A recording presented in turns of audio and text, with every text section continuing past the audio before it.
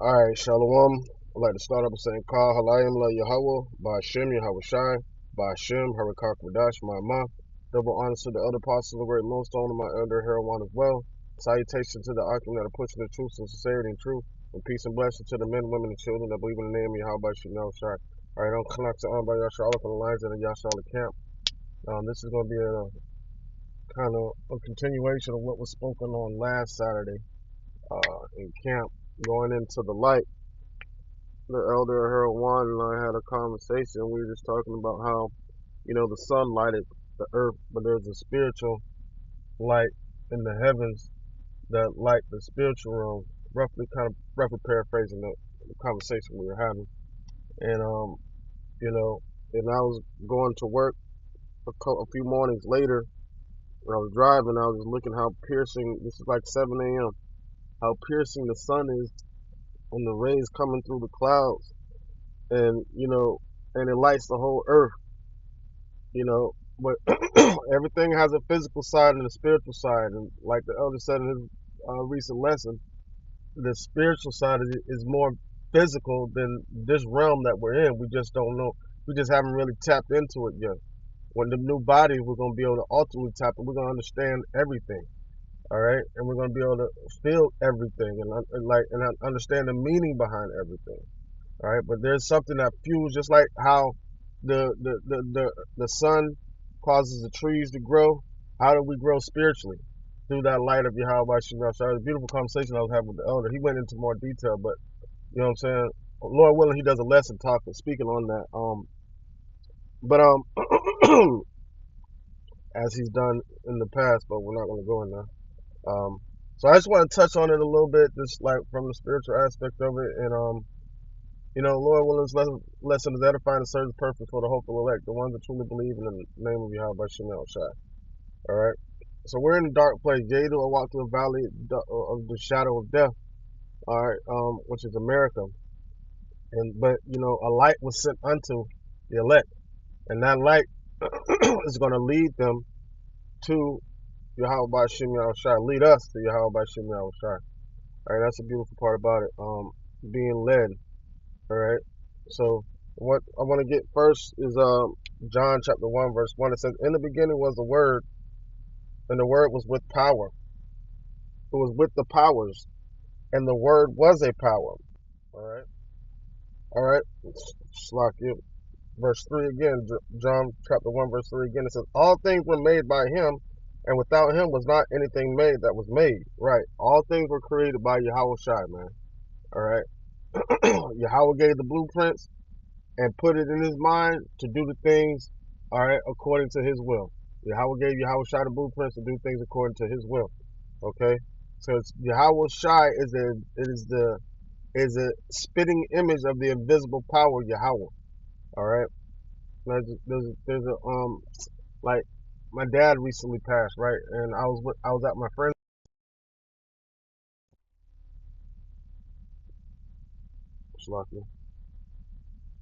I was at my friend's house when my sister called me and said I had just left the hospital and just went around the corner to my friend's house, and then like 10 minutes later, my sister called me like, "Yo, your pops is gone."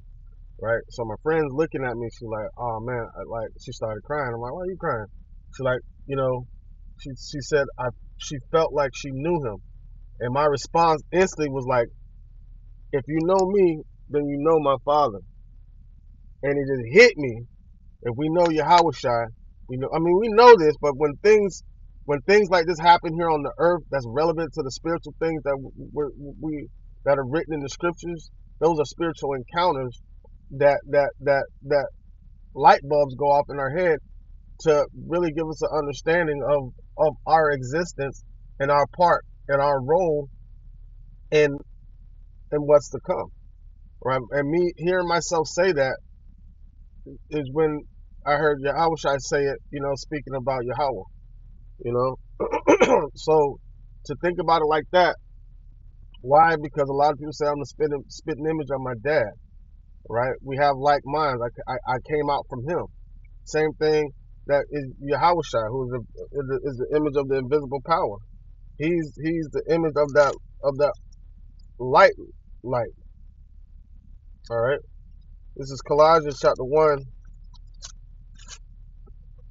verse 12. It says, giving thanks unto the Father, which made us meet to be partakers of the inheritance of the saints in light. Right. So through the wisdom, that's how we're able to, through Yahushua, that's how we're able to be partakers in the inheritance, because we're not worthy. We should be left in darkness and sin. But we're pulled out of the darkness into that marvelous light through Yahushua.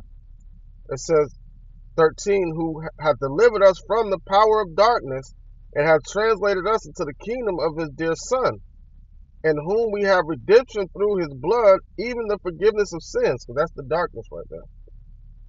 Who is this is the point, who is the image of the invisible power, the firstborn of every creature. So then you had Yahweh.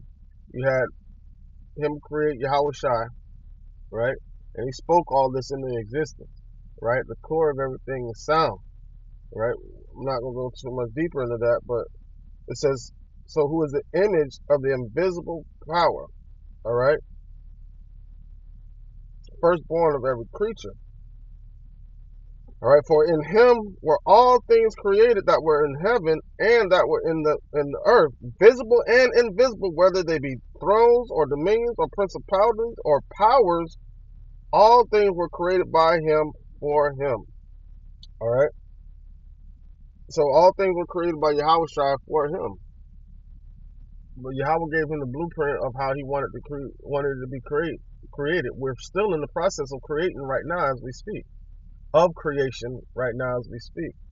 All right, so now the light is shining on everything, exposing everything, making everybody aware of what's really going on in the world, because majority of the world is in darkness and they can't really see what the prince of the darkness is doing. Because in darkness you have a whole bunch of confusion. You can even have confusion in light. So when the light's shining on something that you can't comprehend or understand what it is, you might as well still be in darkness because you don't have that understanding. And what not only does Yahweh shine that light upon and declare everything, he gives us the understanding to know what we're seeing. All right, it's no point of seeing things if you don't understand what it is. Okay, all right. So going back to John chapter 1 verse 3, it says all things were made by him. Just read that in Colossians. It says, and without him was not anything made that was made. In him was the life, and the life was the light of men. All right, right. That life is wisdom. In him was all that. In him is the light. In him is the truth. Really, that's what it is. That light is the truth. That's having a true synopsis of what's going on in the world, or having a true understanding is the light. That's the truth is the light. You know what I'm saying? It says, in him was life, and the life was the light of men. And the light shineth in darkness, and the darkness comprehended it not. Right. So the darkness can't comprehend the light. The darkness can't comprehend what it sees. So the darkness can only comprehend darkness. That's it. So now understanding that, he is that light, right? Is that taking anything away from Yahweh? No. Because he was created for that purpose. To be that light in the dark place. To serve the purpose of Yahweh. So now we come to the light, which is going to reveal to us who the Father is, man. That's that revelation that we seek. Who is our creator? We understand, we were created by Yahweh Shai, but who gave him the blueprint? That's ultimately who created us. So now in a dark place, that light shineth in a dark place, and the darkness comprehended it not. All right. So now, in order to have that true comprehension, you have to have the Holy Spirit, the Spirit of truth, of discernment. Okay. So next, let me get Psalms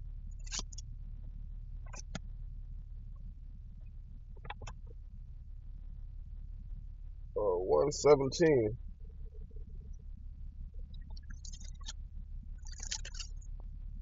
Psalms 117 and 2. For his merciful kindness is great towards us, and the truth of the Lord endureth forever. Right? So the truth of Yahweh, no matter how dark this place is, that light is going to endure forever. The truth is going to endure forever, man. There's no way so the light of the wicked is going to be put out. You can't, no matter how dark this place gets, the truth is still always going to be there, no matter how much you try to cast a shadow over it. Just because you don't see something doesn't mean it's not there.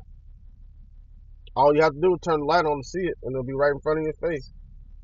That's what the Lord is doing, turning the light on for those that He wants to be able to see.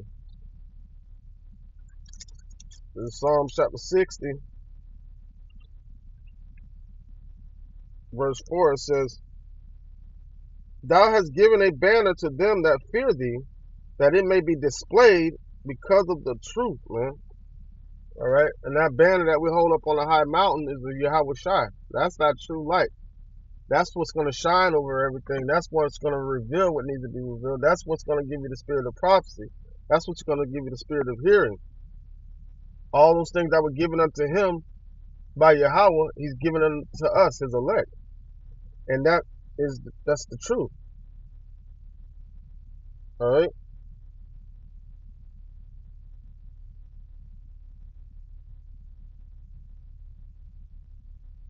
Hold on.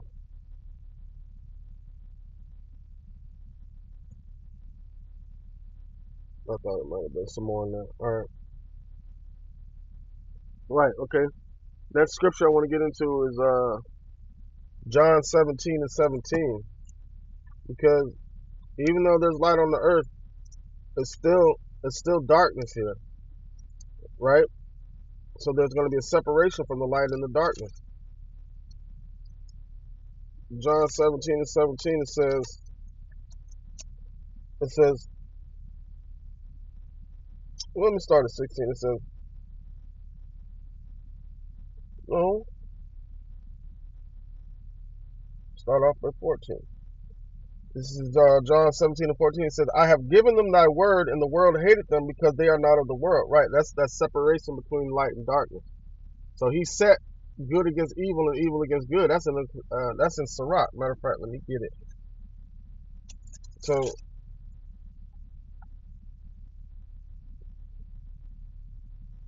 Sirach, was it 30? Yeah, 33 and 10. It says, "All men are from the ground, and Adam was created of earth. In much knowledge the Lord hath divided them, and made their ways diverse. Some of them have He blessed and exalted, and some of them hath He sanctified and set near Himself. But some hath He cursed and brought low, and turned out of their place." Right? Some He left in darkness, and some He brought out of the darkness into light and exalted them. That's the elect.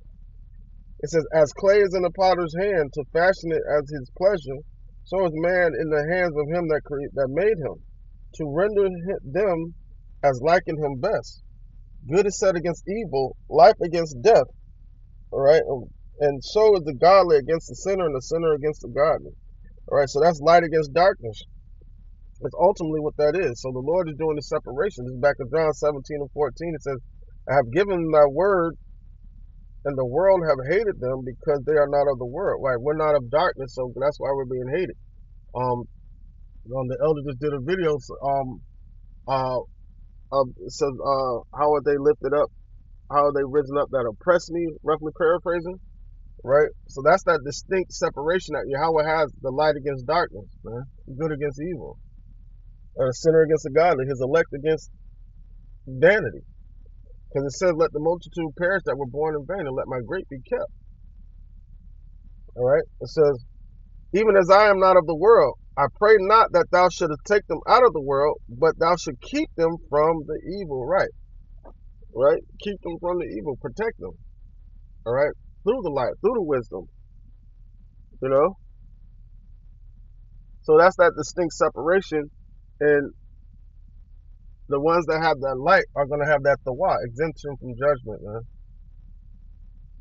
So the Lord is not going to take us out of this dark place. He's going to leave the speckles of light there, but protect them from the evil through his wisdom, through that light, having a sense of direction to go.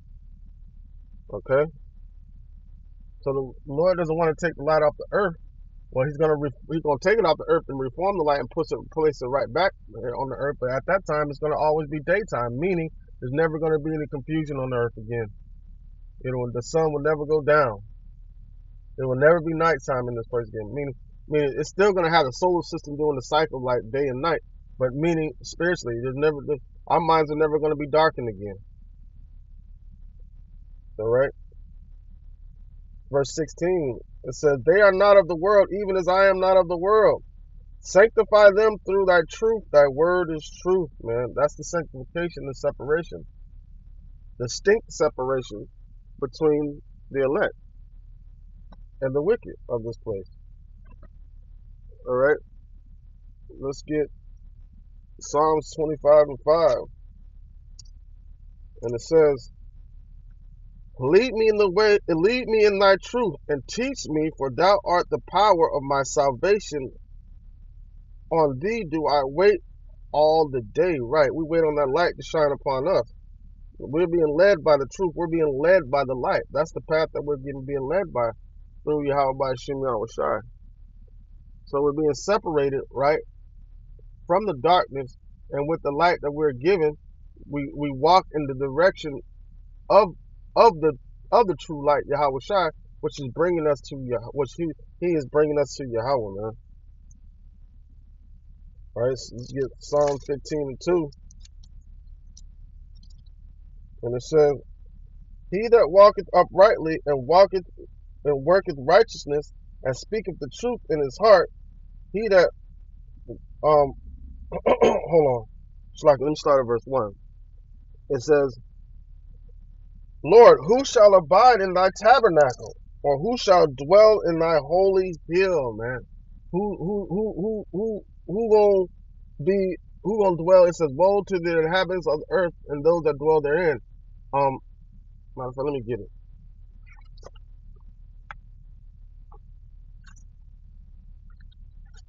It's Revelation chapter 12, verse 12. It says, "Therefore rejoice, ye heavens, and ye that dwell them in them." Right.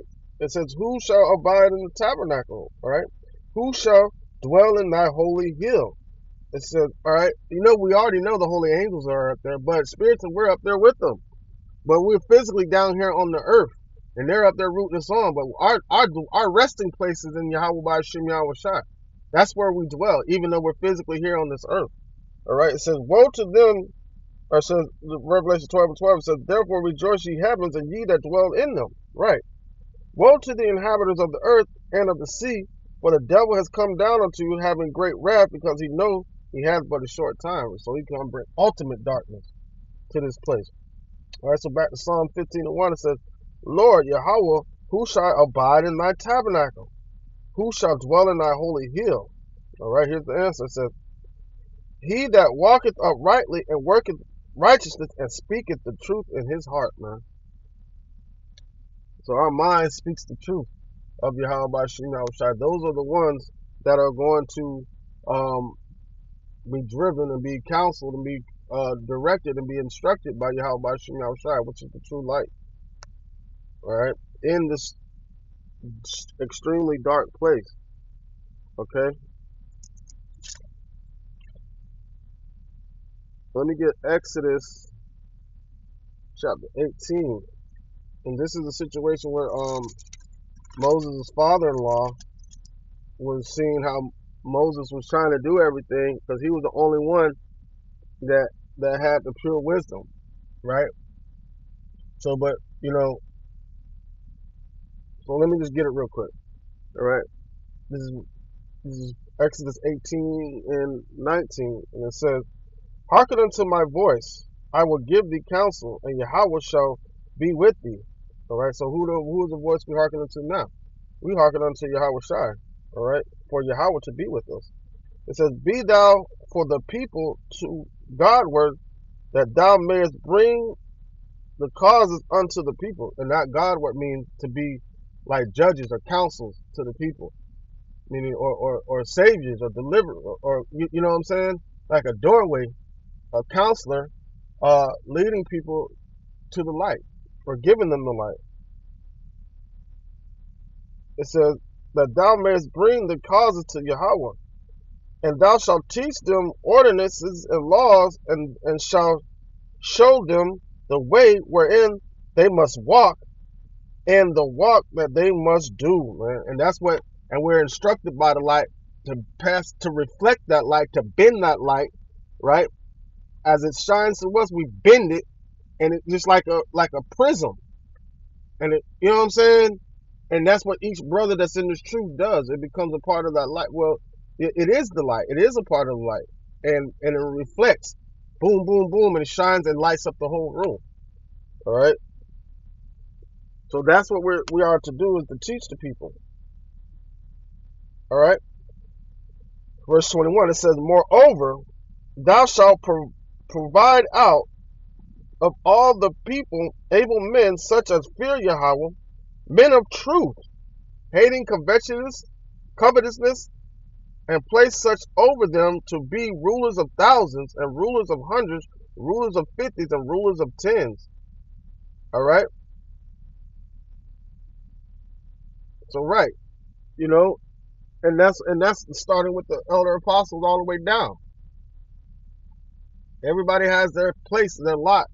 Everybody has their duty, um, in this ministry of Yahweh by Shem Yahweh Shai.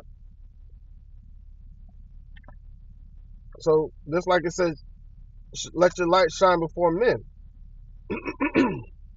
All right. Let me get